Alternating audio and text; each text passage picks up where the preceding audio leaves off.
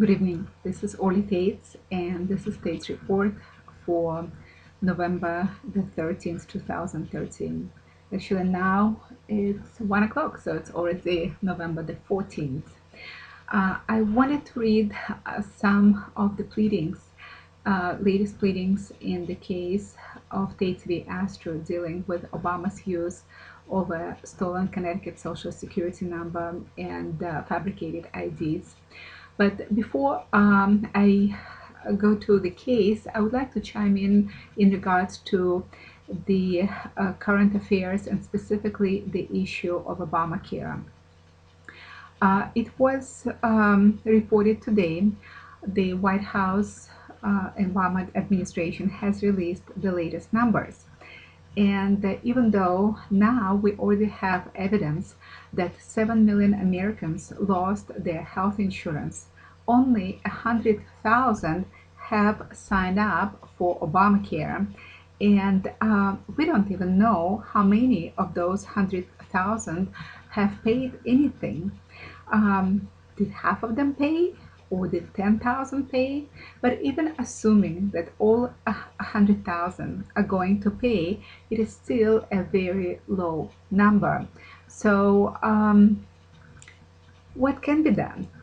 And one of the ways to highlight what is really going on is for Republicans to create a website for people who do not have health insurance and have difficulty getting health insurance because they have pre-existing conditions.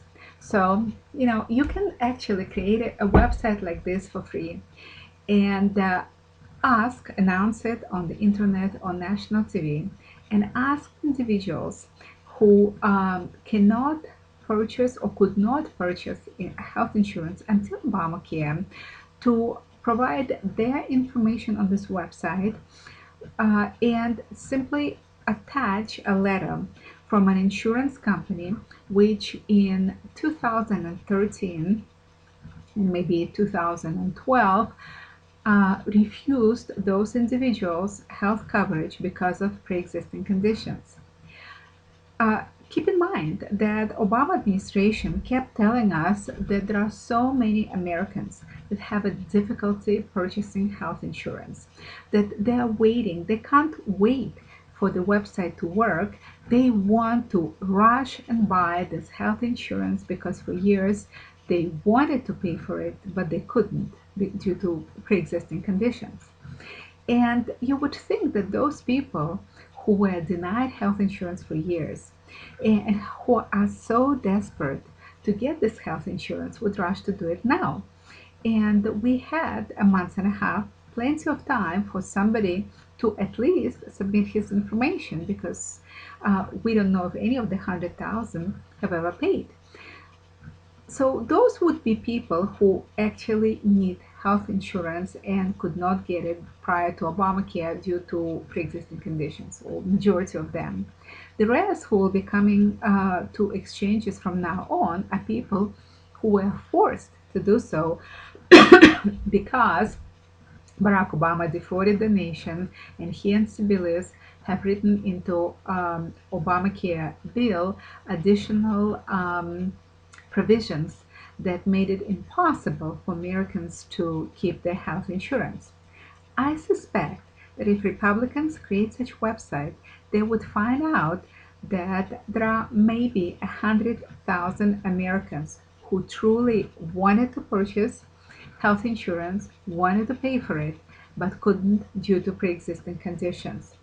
And at that point, we would see that all those numbers of 50 million uninsured who are dying to purchase insurance, as the Obama administration was claiming, it's a bogus number. And we know that current estimates are showing that 129 million Americans will be losing their current health coverage because none of the insurances were providing all of the garbage that Obama wants included in health insurances. like men having to pay for pregnancy and labor and delivery and maternity, or everybody having to pay for addictions and the domestic abuse, and you name it. Um, Now, clearly, people are forced to pay for something that they don't need, and money are just going to be going into this new Ponzi scheme that will feed huge bureaucracy, which will feed enormous corruption. So, if we have those numbers, and we see, as I suspect, that only 100,000 really couldn't get insurance.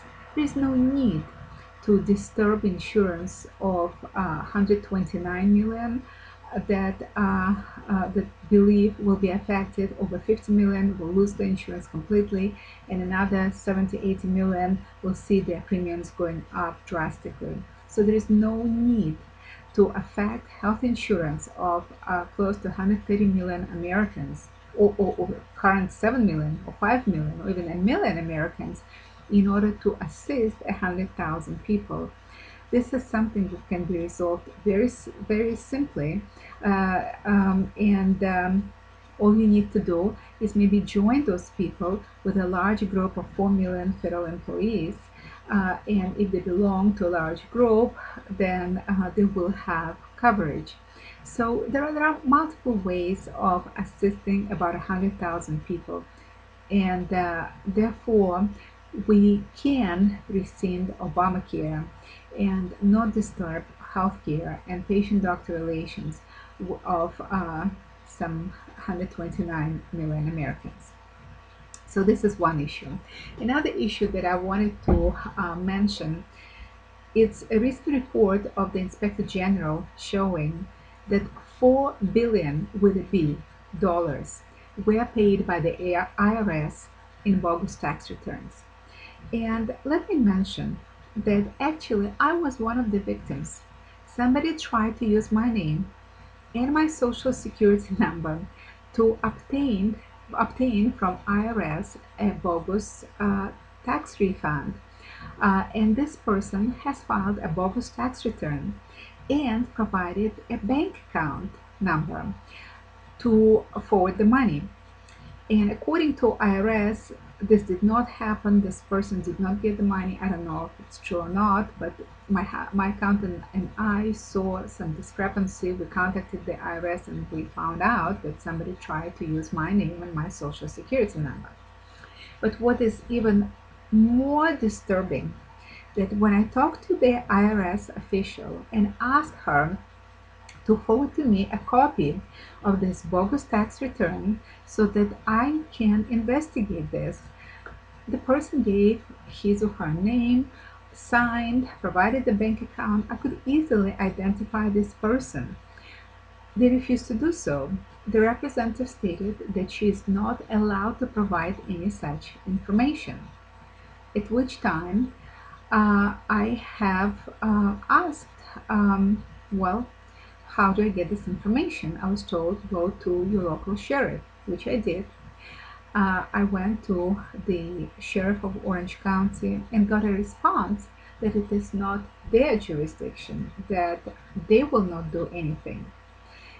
And my question is, who is giving those marching orders to employees of Social Security and the police, not only not to prosecute, not to send to prison individuals who are fraudulently getting those tax returns, but also not to provide to victims any such information? I believe that this is going beyond mistakes within IRS. I believe there are individuals who work for IRS, who work for Social Security Administration, and who are criminally complicit. Because in my case, the person knew all of my information, my name, address, all of my information that he used or she used to file this bogus tax return. So when you see an agency with $4 billion of bogus refunds, you know there are individuals who are working on the inside, who are getting kickbacks, who are getting bribes, and this really matches with the rest of the evidence that we've uncovered of this country being run, de facto run, by the criminal enterprise, by the organized crime. And that's what explains the enormous debt that was incurred by Obama.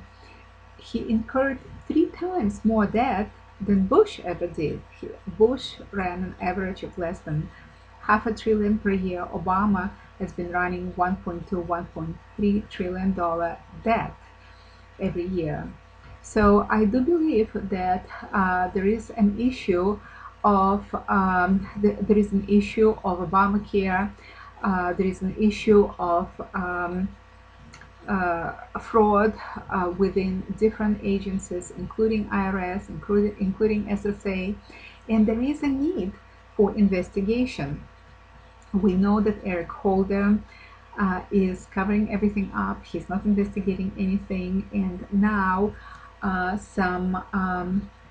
believe, 8 Republican congressmen announced that they are planning to introduce articles of impeachment of Eric Holder, and I believe U.S. Congress should demand immediate investigation of those issues and file a writ of mandate to the federal judge stating that they have requested U.S. Attorney for the District of Columbia to file criminal charges of contempt of Congress. We know it happened in Fast and Furious, and the U.S. Attorney refused, Eric Holder refused.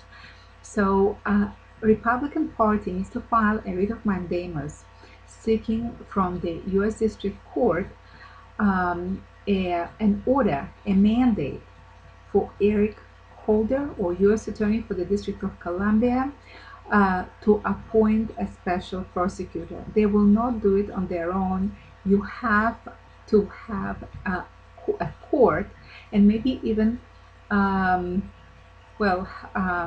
maybe it will end up being more than one judge that will be involved in order to prosecute all of this fraud. And now I'm going to read from the latest pleadings that were filed in the District of Columbia. As we know, we have a situation where Barack Obama has used a social security number of one Harry J. Bunnell, and this is an individual who was born in 1890. Barack Obama posted his 2009 returns online, and on those returns, originally he didn't flatten the PDF file, and we could see full social security number that he is using, which failed both E-Verify and SSNBS. And here's another issue, and I'm asking everybody, every law-abiding citizen who is watching this, to contact his congressman and his senator and demand to bring this information to the E-Verify hearing that are planned in the Judiciary Committee, to show that not only we need to check E-Verify each and every employee around the country, but we have to start with Barack Obama, whose social security number has failed E-Verify. When I filed this case, originally, Social Security Administration, and specifically a senior FOIA officer, Don Wiggins, refused to provide the application to that Social Security number that Obama is using, and that showed on E-Verify and SSNBS that it never was assigned to Obama. But she stated that she cannot provide this information due to reasons of privacy. And I have received information from a number of investigators who found that in national databases, this number was linked to date of birth 1890 and also 61. So we know that this number was originally assigned to somebody born in 1890 and then fraudulently used by Obama. Those investigators are Neil Sankey and Susan Daniels. Later, investigator Al Hendershot has found that that there is a record of one Harry J. Bunnell or Harrison J. Bunnell with the same social security number. There are only two individuals in databases with this number. One is Obama, another is Bunnell. Further, we found through U.S. Census that there was only one Harry J. Bunnell, Bounel, who resided in New York, in Bronx, New York, in 1940, and at the time he was 50 years old. Also, in 2011, um, a new rule was adopted by the Social Security Administration, which stated that they have to release those SS5s, Social Security applications of individuals born 120 years ago or earlier. Therefore, Dawn Wiggins, when she wrote her sworn declaration that she filed with Judge Royce Lambert, who at the time was a chief judge of the U.S. District Court, now he's a senior judge, meaning partially retired, but he's still overseeing all of my cases. So when she wrote this sworn declaration, this woman lied. She committed fraud and she colluded with Obama to defraud the United States of America and the U.S. District Court because she knew at that time that there were only two individuals who used this number, that Obama did not lawfully gain this number because it failed both E-Verify and SSNDS. She knew that this number was assigned to Harry J. Bunnell.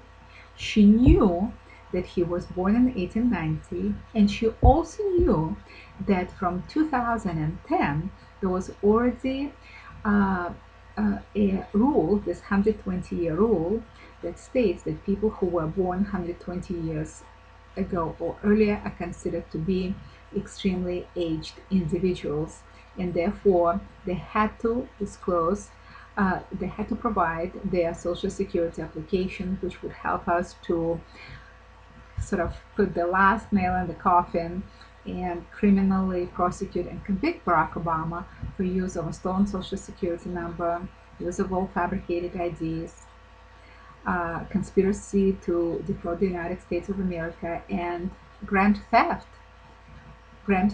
of the franchise of the US presidency while fraudulently asserting his identity based on a stolen social security number and all fabricated IDs. I have provided Judge Lambert with all of this information. I also reminded Judge Lambert that back, I think it was in 2004, when Hillary Clinton held her healthcare panel and she was trying to pass healthcare reform, she worked with an aide by name Ira Magaziner. An association of medical doctors was seeking to get information whether special interests are working with this panel. And Ira Magaziner, according to the case, stated to the judge that no, they don't. The only people who are involved in this panel are employees of the White House and the federal government. And based on the case, he lied. He defrauded the court. And when Judge Lambert found out, he reversed his prior decision and he ruled that the information has to be provided. Moreover, he ruled that Ira Magaziner has to be sanctioned close to $300,000, and he forwarded all of this information to the U.S. Attorney for the District of Columbia, to Attorney General, and he demanded criminal prosecution of this case.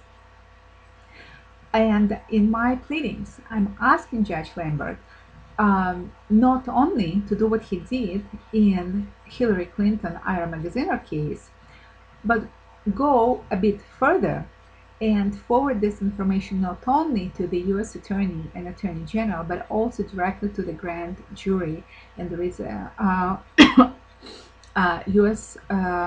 Code, I believe it's 3332, that 18-3332, that would allow a judge to forward information of a felony directly to federal grand jury. And I argued in my pleadings that because of what is going on with Barack Obama and the fact that the U.S. Attorney for the District of Columbia and Attorney General Holder are working with Obama in covering up all evidence, we cannot trust them. We cannot believe in their integrity to prosecute this case. We know that as they covered up everything else, there is 99.9 probability, if not 100% probability, that they will cover up this as well. Therefore, it is so important that the judge forwards this information directly. So, uh, and before I read these pleadings, I wanted to mention just one more issue that is, I believe, important. As we know, for now, this billionaires club mafia that is led by George Soros and Mark Zuckerberg was not successful in pulling yet another Ponzi scheme, which is, of course, immigration reform or mega amnesty, which would rob Americans of their jobs and their benefits. And Boehner has announced that there will be no conference with the bill that passed the US Senate, which is a good sign. However, we need to continue working because these people are acting just as diabolical psychopaths. They need to make a few more billions, and they will do it at the expense of robbing millions of Americans of their jobs and benefits. That's what they're doing, and they will continue pushing, so we have to be vigilant on that. Further, we know that there will be a meeting, and it's um, PPT meeting, and this is a meeting of Pacific Partnership Treaty, which will rob more Americans of their jobs. Basically, it's free trade with 12 nations that are bordering the Pacific, both in Asia as well as U.S., Chile, and Canada. This is a horrible treaty. It is being developed in secrecy. Um, Only corporate interests are represented. American citizens are not represented. There is no transparency. There is no oversight by the U.S. Congress. So there will be a PPT meeting coming in November 19th through 24th. It's going to happen November 19th through 24th in Salt Lake City, Utah. And if you reside in Utah, or if you have an ability to travel there and be there on November 19th through 24th, please contact me at 949-683-5411 or write to me at orly.taitz@hashmail.com, orly.taitz at hashmail.com. It is very important that American citizens protest this treaty. We cannot have secret treaties being passed by a thief in chief in the White House and a few corrupt congressmen without any input of the American citizens. So that's a very important issue that deserves attention. So now I will, without further ado, I will go to the pleadings, And this is the case, so you can see and you can find it on PACER, which is public records. And this is Taitz v.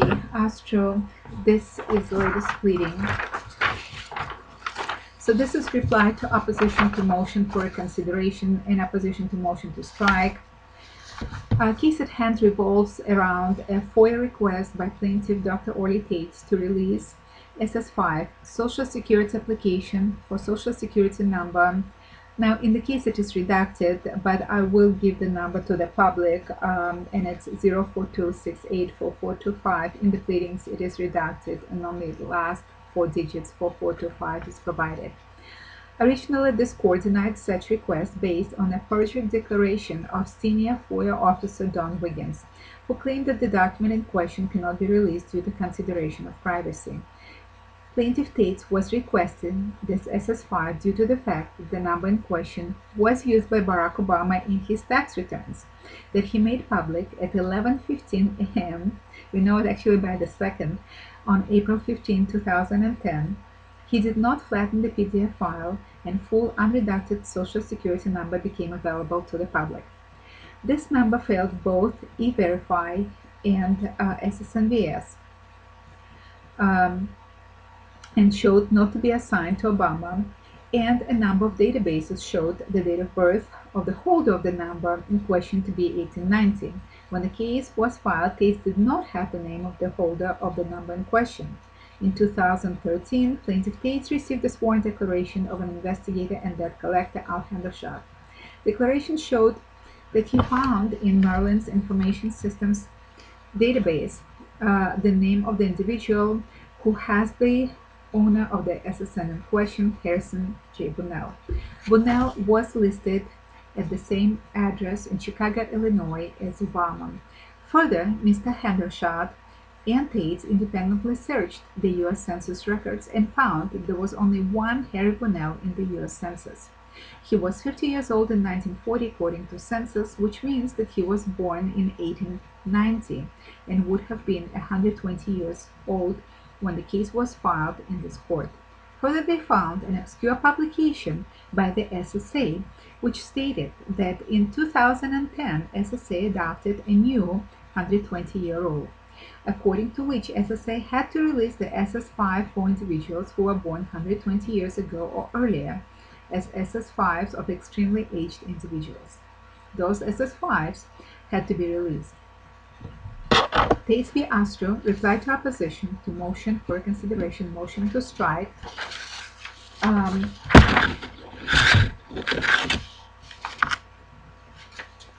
Even without the usual requirement of either consent or death certificate.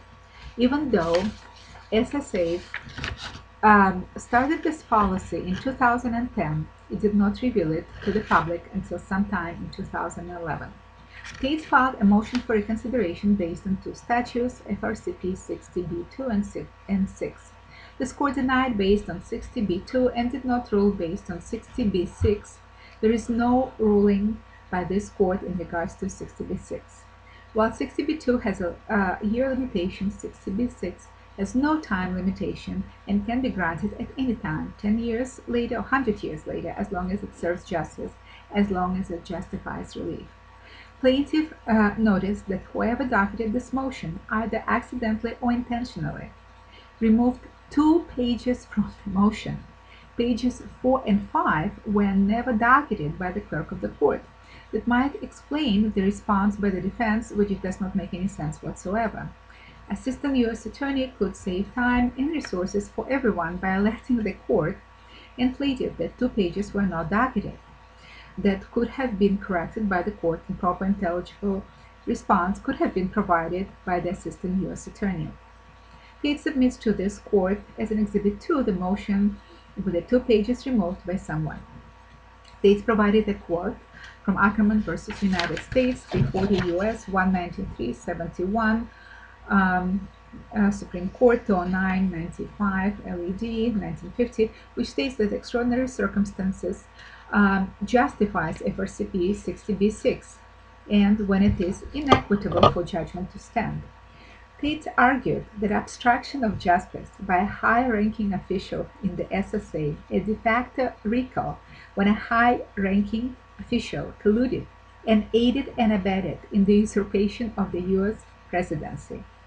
Theft of the franchise of the U.S. presidency by a foreign national who is using a stolen Social Security number as an ID represents such an extraordinary circumstance. Taitz v. asked to reply to opposition to motion for recon and motion to strike. Defense states that plaintiff did not use sufficient diligence to uncover the documents in question. This argument does not hold water either. A SSA publication announcing new 120-year rule came out sometime in spring of 2011. It was not advertised anywhere and Taitz had no knowledge of it. It was a totally unexpected change of policy by the SSA and Taitz had no way of either expecting it or knowing anything about it. B.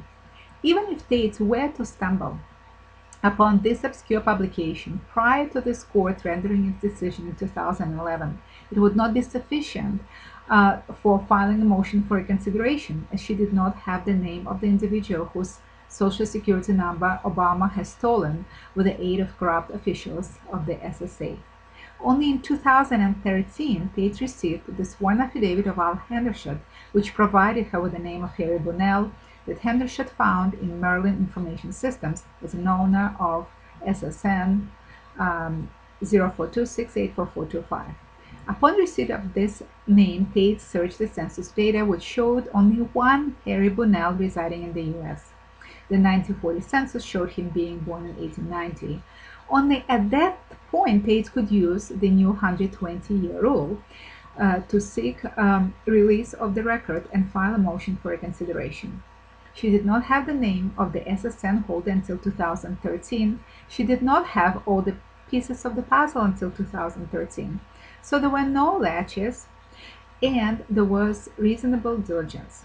If anything, there was a superhuman diligence as a number of employees of the U.S. government were engaged and are now engaged in obstruction of justice, in criminal conspiracy, in purging all information out of all the databases. It took a superhuman effort to uncover all of the evidence in this case and relating cases, as employees of the U.S. government not only did not cooperate, but actively obstructed justice. Your Honor likes quotations from literary work to underscore his decisions and previously wrote that Your Honor will not be tilting at windmills with Taitz in this quest to prove Obama fraud. Quoting Cervantes, Taitz suggests that another literary work would better describe this case and efforts undertaken by Taitz, namely Old Testament, specifically the story of David and Goliath, which would better describe the reasonable diligence by Taitz prior to the court decision. Maybe if the U.S. attorneys in this case, Soskin, Deliri, and Shapiro, were to show reasonable diligence in upholding their oath of office, and by the way, it's also Nemiroff, upholding their oath of office in defending and protecting the U.S. Constitution, and were to forward to the federal grand jury all of the evidence of this RICO, of Obama using a stolen Social Security number and Wiggins aiding and abetting him, Taitz would need to exercise any reasonable diligence in doing the job that they and their boss, U.S. Attorney Eric Holder, failed to do. So, at issue is only one thing. Does it serve justice to reconsider and produce the SS5 of Harry Bunnell is required under 60B? Is it an extraordinary circumstance that justifies relief? Would it be inequitable to permit prior ruling to stand? The answer, of course, is a resounding yes. there was never a case in the U.S. history which is more deserving of reconsideration as 1. This is the biggest case in the U.S. history of identity theft, elections fraud, Social Security fraud, theft of the franchise of the U.S. presidency while asserting identity based on a stolen Social Security number and fabricated IDs, mail fraud, wire fraud, and treason. This is a RICO, a racketeering influenced corrupt organization, where a number of corrupt high-ranking officials in the Social Security Administration and several other agencies, Attorney General, U.S. attorneys, and some judges created a de facto criminal enterprise to aid and abet grand theft of the U.S. presidency by a citizen of Indonesia who is using a stolen Social Security number, fabricated IDs, and a last name not legally his. Senior FOIA officer Don Wiggins defrauded this court and submitted a flagrant perjury when she submitted to this court a sworn declaration, claiming that SS5 0426844425 cannot be produced due to privacy, while she knew in 2011 that the number belonged to Harry Bonnell, born in 1890, and she had to produce it under the 120-year-old. She knew that a year before the case was filed, SA started implementing 120-year-old, under which they have to release the SS5s of individuals born 120 years earlier, even without a consent of death or death certificate of the individual. She knew that the rule was already in effect, but the public was not familiar with it, and she had an obligation to disclose it to the court. That 0426844425 was assigned to Harry Bonnell, that Bonnell was born in 1890, and she was obligated to release his SS5 Social Security application number. Don Wiggins also knew that Obama is illegally using this number and has usurped the position of the U.S. president, asserting his eligibility and identity using bogus IDs. If Honorable Royce Lambert does not grant 60B6 motion for reconsideration and does not release this SS5 in question, Honorable Royce Lambert will be complicit in the cover-up of all of the felonies committed by Obama and his accomplices. Lastly, aside from deposition, here I'm providing just a couple of other technical issues. And based on all of the above, just a few more technical issues that I'm providing. And I'm also quoting this case, which is APPS versus Clinton. And I'm stating that lastly, Taitz asked this court to rule consistently with APPS v. Clinton. When Your Honor discovered fraud and obstruction of justice by a government employee, member of Clinton Healthcare Commission IRA Magaziner, and not only reversed prior ruling, but also sought sanctions and forwarded the matter to the U.S. Attorney for the District of Columbia and Attorney General of the U.S. for criminal prosecution. Considering the fact that Attorney General Holder was aware of Obama's use of fabricated IDs and was not willing to act in this and other cases which involve criminal complicity, such as Fast and Furious, DOJ scandal, IRS scandal, Benghazi, and so on, Taitz is asking Your Honor to exercise his inherent right to forward this matter directly to the federal grand jury under 18 U.S.C. 33328. And here I am quoting actual statutes and stating that under all of those statutes, which is Section 1632 relating to Social Security fraud, and a number of other statutes, conspiracy, Title 18, conspiracy to commit offense or to defraud United States. Further, Section 371, Section 1028, aggravated identity theft.